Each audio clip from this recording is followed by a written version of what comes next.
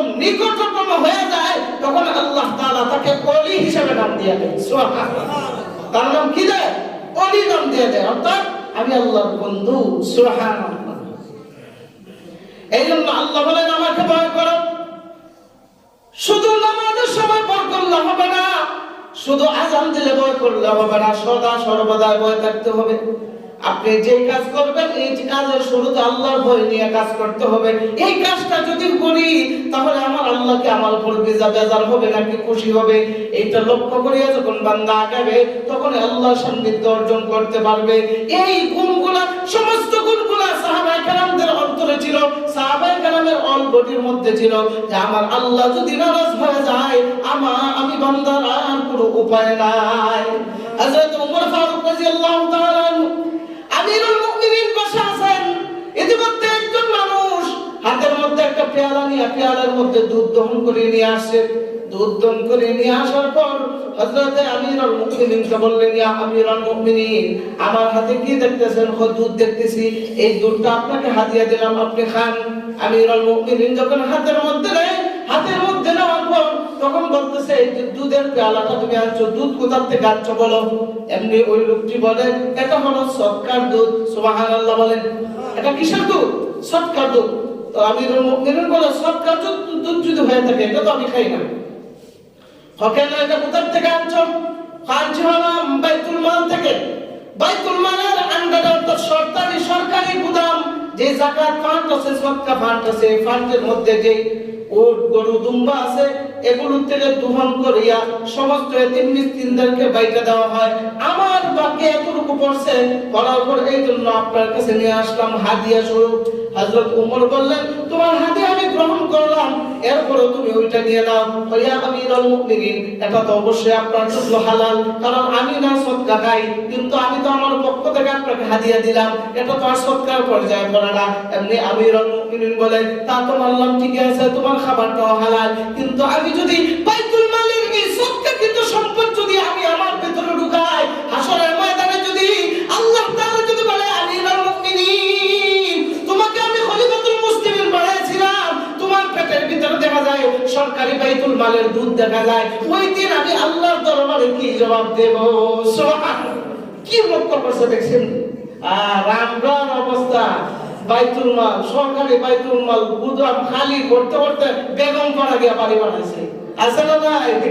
এখন বুঝেন কি পরিবর্তন। হযরত উমর একজন রাষ্ট্রের খলিফাতুল মুসলিমিন, এত বড় একজন দায়িত্বশীল ব্যক্তি, বাইতুল মালের এই সবকিছু সম্পদ তাকে দিয়ে দিয়েছে, সে হাদিয়া স্বরূপ দিয়েছে, এরপরও ভয় খাইতেছে না। যদি আল্লাহ আমাকে জিজ্ঞাসা করে, সে ব্যক্তি না হাদিয়া দিয়েছে, কিন্তু তুমি খাইলা কেন? তোমার পেটের ভিতর সরকারি মাল করো, আমি আল্লাহর কাছে কি জবাব দিব? সুবহানাল্লাহ। কি মনোভাব নিয়ে চলাফেরা করতেন যে আমার আল্লাহ নেই কোনো কাজে নারাজ হয়ে যায়। অথচ সাহাবায়ে কেরাম কোনো গুনাহ করেন নাই। সাহাবায়ে কেরাম কি কোনো গুনাহ করছে? না, গুনাহ করে নাই। তারা অপছন্দনীয় কোনো কাজ করলে আল্লাহর কাছে অলটাইম 24 ঘন্টা আল্লাহর কাছে মাফ চাইতেন। সুবহানাল্লাহ। হযরত ওমর ফারুক রাদিয়াল্লাহু তাআলা উনি একটা ডায়েরি কিনছেন, যে ডায়েরির ভিতরে দৈনিক ওনার আমলের লিস্ট করতেন। সুবহানাল্লাহ।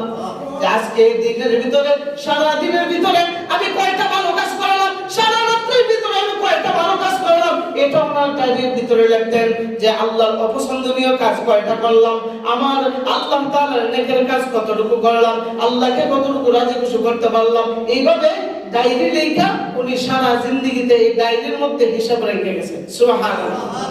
হযরত ওমর ফারুক রাদিয়াল্লাহু তাআলা উনি যখন মৃত্যুবরণ করেন, মৃত্যুবরণ করার পর উনার লাশটাকে দহন করার জন্য যখন লোক আসলো, আয়েশা যখন মশালের ভিতরে নিয়ে যখন কাঠের ভিতরে শোয়াইয়া যখন লাশ ধোয়াইতেছেন, ধোয়াইতে গিয়া দেখে তার শরীরের মধ্যে শুধু দুর্রার বাড়ি, যেটা আমরা বলি চাবুকের বাড়ি, শুধু চাবুকের বাড়ি পিঠের ভিতরে। যেই মানুষগুলো ওনাকে দহন করাইতেছে, ধোয়াইতেছে, ওই সমস্ত মানুষগুলো বলতেছে, এই আমিরুল মুমিনিন এত বড় একজন ক্ষমতাশীল ব্যক্তি ছিলেন, উনাকে টাচ করার মতো আদর করা সম্ভব হয় নাই। ঠিক না ঠিক? আমিরুল মুমিনিন এত শক্তিশালী ছিলেন, এত ইমানদার ছিলেন, যেমন ছিল তার ইমানের শক্তি তেমন ছিল তার বডির শক্তি। সুবহানাল্লাহ। আমিরুল মুমিনিনকে টাচ করার মতো আদর কোনো বাবার ছেলে কোনো মায়ের ছেলে এইভাবে আয়েশা তাকে টাচ করার মতো ক্ষমতা হয় নাই, কিন্তু দেখা যায় তার শরীরের ভিতরে তো চাবুকের বাড়ি কোনো, তার কারণ কি কালো হয়ে আছে বলে তার স্বজনদেরকে জিজ্ঞাসা করলো, এমনি তার স্বজনদেরকে খবর দিল, ও ভাই ও বোন, তোমার আব্বার এই অবস্থা কেন, তার শরীরের মধ্যে শুধু চাবুকের বাড়ি কেন? এমনি বলতেছে, তাহলে এটা যদি জানতে হয় আমার আব্বার জীবন কাহিনীর ডায়েরিটাকে তাড়াতাড়ি আপনারা উল্টান। সুবহানাল্লাহ। গেল ঘর থেকে ডায়েরিটা বের করে এনে দেখে প্রত্যেকদিন ওমর ফারুক রাদিয়াল্লাহু তাআলা উনি প্রত্যেকদিন ওনার হিসাব নিকাশ করতেন, প্রত্যেকদিন কোন দিন আল্লাহর অপছন্দনীয় কাজ করছেন, কোন দিন নেকের কাজ কতটুকু করছেন, প্রত্যেকদিন হিসাব করতেন। যেই দিন অপছন্দনীয় কাজ হইতো আলাদা রুমের ভিতরে গিয়ে হাতের মধ্যে চাবুক নিয়ে নিজের শরীরের মধ্যে মারতেন আর বলতেন, উমর তোমার দ্বারা এই অপছন্দনীয় কাজ হওয়া আমার আদৌ ঠিক নয়। সুবহানাল্লাহ। আমরা কয়জনে হিসাব করি ভাই? আমরা কয়জনে হিসাব করি? হযরত ওমর ফারুক রাদিয়াল্লাহু তাআলা এইভাবে আঘাত করতেন। আঘাত করিয়া কেন আঘাত করতেন? ভয় করতেন কাকে? আল্লাহকে ভয় করতেন। কিন্তু আফসোসের বিষয়, সামান্য যদি আমরা ক্ষমতা পাই তাহলে আমরা মনে হয় কি যে পেয়ে গেছি, একবারে তার নিজের জীবনটাকে বিলাইয়া দেয়। অথচ আমিরুল মুমিনিন একজন রাষ্ট্রের প্রধান হইয়া এরপর আল্লাহর ভয় ভীতি নিয়ে সামনে আগাইতেছেন। আরে ভাই, তার মূল্যায়ন কেমন হয়েছে জানুনি? তার মাকাম কেমন উচ্চতা লাগে গেছে জানুনি? উম্মাহাতুল মুমিনিন উম্মুল মুমিনিন হযরত আয়েশা রাদিয়াল্লাহু তাআলা আল্লাহর রাসূল সাল্লাল্লাহু আলাইহি ওয়াসাল্লামকে প্রশ্ন করলেন, ইয়া রাসূলুল্লাহ, ইয়া হাবিবাল্লাহ, আপনি যদি কোনো কিছু না মনে করেন আমি একটা প্রশ্ন করতাম। বলে, আয়েশা কি তুমি প্রশ্ন করবে আমাকে বলো। এমনি আয়েশা রাদিয়াল্লাহু তাআলা প্রশ্ন করলেন, ইয়া রাসূলুল্লাহ, আকাশের মধ্যে এগুলো কি দেখতেছেন? আকাশের মধ্যে এগুলো হলো তারকা দেখতেছি, বিশাল তারকা। বলে, তাই নাকি? আচ্ছা বলেন তো ইয়া রাসূলুল্লাহ, আকাশের মধ্যে যে তারকা দেখতেছেন এই তারকাকে গণিয়ে শেষ করা আদৌ কারো সম্ভব? বলেন, কারো সম্ভব? ইয়া রাসূলুল্লাহ, আকাশের তারকা গণিয়া আদৌ কারো সম্ভব নয়। এই আকাশের তারকা যেমন ভাবে গণিয়া সম্ভব নয়, ঠিক এক উম্মত, আপনার উম্মতের মধ্যে কি কোনো বান্দা আছে, কোনো উম্মত আছে যে তার নেক আমল গণিয়া আদৌ কারো সম্ভব হয় না শেষ করা? এমন কোন ব্যক্তি আসেনি। আল্লাহ রাসূল সাল্লাল্লাহু আলাইহি ওয়াসাল্লাম বলেন, তাই নাকি? বলে, হ্যাঁ। আর ওইদিকে আয়েশা রাদিয়াল্লাহু তাআলা মনে মনে খুশি। কেন? আমার বাবা হলো সাহাবায়ে কেরামদের মধ্যে মুরব্বি, আমার বাবা আবার রাসূলের শ্বশুর, আমার রাসূলের মহব্বতের সাহাবী, অবশ্যই আল্লাহর রাসূল আমার বাবা আবু বকরের কথা বলবে, আবু বকরের কথা বলবে, আবু বকর ছাড়া অন্য কারো কথা বলবেন না। মনে মনে আয়েশা রাদিয়াল্লাহু তাআলা খুশি যে অবশ্যই হযরত আবু বকরের কথা বলবে। আর এমনি হযরত মুহাম্মদুর রাসূলুল্লাহ সাল্লাল্লাহু আলাইহি ওয়াসাল্লাম বললেন, আয়েশা, আকাশের যে তারকা গণা সম্ভব নয়, ঠিক তদ্রূপভাবে আমার উম্মতের মধ্যে এমন একটা ব্যক্তি আছে যার নেকিও আদৌ গণা সম্ভব নয়। বলে, ইয়া রাসূলুল্লাহ কে? এমনি আল্লাহর রাসূল বলেন, ওই ব্যক্তিটা হলো খলিফাতুল মুসলিমিন উমর। সুবহানাল্লাহ। তার নেক আমল গয়না আকাশের আসমানের ফেরেশতারা আদৌকে শেষ করতে পারে নাই। সুবহানাল্লাহ। হযরত জিবরাইল আলাইহিস সালাতু ওয়াস সালাম আল্লাহর রাসূলের দরবারে আগমন করলেন। আগমন করার পর আল্লাহর রাসূল জিবরাইলকে জিজ্ঞাসা করলেন, হে জিবরাইল, আমার যে উমর রয়েছে, উমর কি তুমি চিনি? হ্যাঁ, অবশ্যই চিনি। বলে, উমরের মাকামটা কত উচ্চ, তাহলে আমাকে একটু বলো তো, উমর কেমন আমল করে, কেমন আল্লাহকে রাজি খুশি করতে পেরেছে? এমনি জিবরাইল আলাইহিস সালাতু ওয়াস সালাম বলে, ইয়া রাসূলুল্লাহ, নূহ নবী হায়াত পেয়েছিলেন 950 বছর। সুবহানাল্লাহ। কয়শো বছর? আমরা বাঁচি কয় বছর? 60 বছর বা 70 বছর। আর নূহ নবী হায়াত পেয়েছেন 950 বছর। সুবহানাল্লাহ। জিবরাইল আলাইহিস সালাতু ওয়াস সালাম বলেন, ইয়া রাসূলুল্লাহ, ইয়া হাবিবাল্লাহ, নূহ নবী পৃথিবীতে বেঁচেছিলেন 950 বছর। এই 950 বছর আমি জিবরাইলকে হায়াত যদি দেওয়া হয়, আর যদি বলেন যে হযরত উমরের নেকির পরিমাণ গণনা করার জন্য আমি জিবরাইল 950 বছর গণিয়ে শেষ করতে পারবো না। সুবহানাল্লাহ। আর ওইদিকে আয়েশা রাদিয়াল্লাহু তাআলা আনহু তো মনে মনে টার্গেট করছি যে আমার বাবা আবু বকরের কথা তো কইব, কিন্তু হইছে না তো। এখন বলেন তো, যদি জামাই যদি শ্বশুরের সুনাম না করে বোর কাছে দাম পাইব? কথা বলে না, একটু মন খারাপ হইবে কি হইবে না? আয়েশা রাদিয়াল্লাহু তাআলা এমনি বলেন, ইয়া রাসূলুল্লাহ, ওমরের যদি এই দাম হয় তাহলে আমার আব্বার অবস্থা কি? সুবহানাল্লাহ বলেন। এমনি আল্লাহর রাসূল বলেন, আয়েশা তুমি কার সাথে কাকে মিলাইতেছো? আরে আবু বকরকে তাকে চিনছো কিনা জানোনি? আবু বকর হইল ওই ব্যক্তি যে আবু বকর গারে সূরের মধ্যে আমি রাসূলকে পাহারা দিয়েছিল। সুবহানাল্লাহ, তুমি তার কথা বলতেছো? আরে তাকে চিনো, আবু বকরকে তুমি চিনো? সে হলো ওই ব্যক্তি যেদিন আমি মেরাজে গিয়েছিলাম, মেরাজ থেকে আসার পর সমস্ত ঘটনাগুলো যখন মানুষের কাছে কইলা বলতেছি, কেউ আমার কথা বিশ্বাস করে না।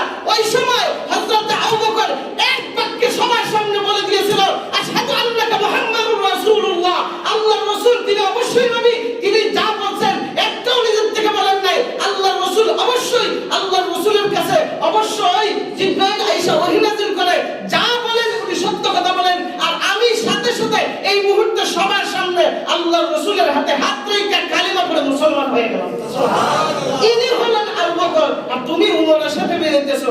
শুধু তাই নয়, আল্লাহর রাসূল বলেন, হে আয়েশা, আবু বকরকে তুমি চিনো? তুমি কার সাথে কার তুলনা করতেছো জানোনি? উমর সব সময় আবু বকরকে বলতো, হে আবু বকর, হে ভাই আবু বকর, তুমি একটা কাজ শোনো, একটা কথা শোনো। বলে কি? বলে শোনো, তুমি যে গারে সূরের মধ্যে আল্লাহর রাসূলকে যেই রাত্রগুলা পাহারা দিয়েছিলে, ওই রাত্রগুলা আমাকে দিয়ে দাও, আর আমার বাকি জিন্দেগীর সমস্ত নেক আমলগুলো তুমি নিয়ে নাও। সুবহানাল্লাহ, কথা মানে কি?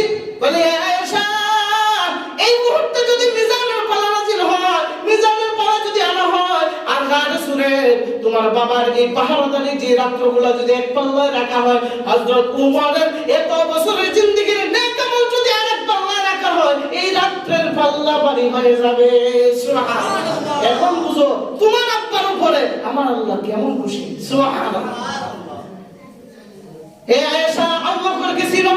শুধু তাই নয়, গারে সূরের ভিতরের মধ্যে যখন আমি বসে আছি, চতুর্দিকে শত্রুরা হাঁটাহাঁটি করতেছে, আর ওই জায়গার মধ্যে একটা ছিদ্র ছিল, এই ছিদ্রের কারণে মানুষগুলো দেখে ফেলবে।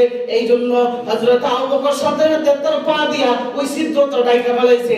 ডাইকার পরে হঠাৎ করে আল্লাহর কি কুদরত, আমি ঘুমিয়ে আছি, আবু বকরের উরাতের মধ্যে, আমি রাতের মধ্যে ঘুমিয়ে আছি, আর এমনি পাটা ওই ছিদ্রের মধ্যে দিয়ে রাখছে। হঠাৎ করে বিষাক্ত সাপ আইসা আবু বকরের পায়ের মধ্যে কামড় দিয়ে দিছে। আল্লাহু আকবার বলে। কামড় দেওয়ার সাথে সাথে আবু বকরের শরীরটা নীল বর্ণের হয়ে যাইতেছে। আবু বকর এত ধৈর্য ধারণ করতেছে, এরপরও রানটা নাড়াইতেছে না। যদি আমার রাসূল যদি ঘুম থেকে উঠে যায় তাহলে অনেক কষ্ট পাবে, ডাকও দিতেছে না, এত ধৈর্য করতেছে। এক পর্যায়ে আবু বকর কান্নাকাটি করতে করতে তার চেহারার পানি যখন আমার চেহারার মধ্যে পড়ছে, আমি লাফ দিয়ে ঘুম থেকে উঠলাম। সুবহানাল্লাহ, ওইটা দেখে আবু বকরের চেহারা নীল হয়ে যাইতেছে। আমি বললাম, আবু বকর তোমার কি হয়েছে? বলে, ইয়া রাসূলুল্লাহ, কোনো কিছু হয় নাই। অবশেষে বলতে বাধ্য হলো যে আমাকে সাপে কামড়াইছে। আল্লাহু আকবার, সাথে সাথে আল্লাহর রাসূল তার মুখের থেকে লালা মুবারক নিয়া যে জায়গার মধ্যে সাপে কামড় দিছে ওই জায়গার মধ্যে হাত বুলাইয়া দিলেন, মুহূর্তের ভিতরে আল্লাহ ভালো করে দিছে। সুবহানাল্লাহ, ইনি হলেন আবু বকর। আর তুমি আবু উমরের সাথে তুমি আবু বকরের ঠাকুর দেও। সুবহানাল্লাহ, একমাত্র এই সুনাম, এই মাকাম অর্জন কিভাবে করছেন? একমাত্র আল্লাহকে ভয় করার কারণে। ও ভাইরা আমার, শুধু মসজিদে এসে আল্লাহকে ভয় করবেন না। আপনি ব্যবসাতে আছেন, আল্লাহকে ভয় করেন। চাকরিতে আছেন, আল্লাহকে ভয় করেন। আপনি খেতে খামারে কাজ করতে গেছেন, আল্লাহকে ভয় করেন। ঘরের মধ্যে আছেন, আল্লাহকে ভয় করেন। সব জায়গার মধ্যে যখন আল্লাহর ভয় ভীতি নিয়ে চলবেন, তখন আপনার আল্লাহর সান্নিধ্য অর্জন করবেন। আর যেই বান্দা আল্লাহর সান্নিধ্য অর্জন করে, আল্লাহ বলেন, আল্লাহ তাহাবু ওয়ালা তাহজানু ওয়া আবশিরু বিল জান্নাহ। ও বান্দা, তোমার কোনো চিন্তা নাই, তোমার কোনো চিন্তা নাই, তোমার কোনো ভয় নাই। ওয়ালা তাহজানু, তোমার কোনো চিন্তা নাই। ওয়া আবশিরু বিল জান্নাহ, আমি আল্লাহ তোমাকে জান্নাতের সুসংবাদ দিলাম। সুবহানাল্লাহ, আল্লাহ পাক রব্বুল আলামিন আমাদেরকে আল্লাহ তাআলার ভয় ভীতি নিয়ে 24 ঘন্টা সর্বদা আল্লাহর ভয় ভীতি নিয়ে চলার মতো তৌফিক আল্লাহ দান করুন। সবাই বলি আমিন। ওয়া আখিরু দাওয়ানা।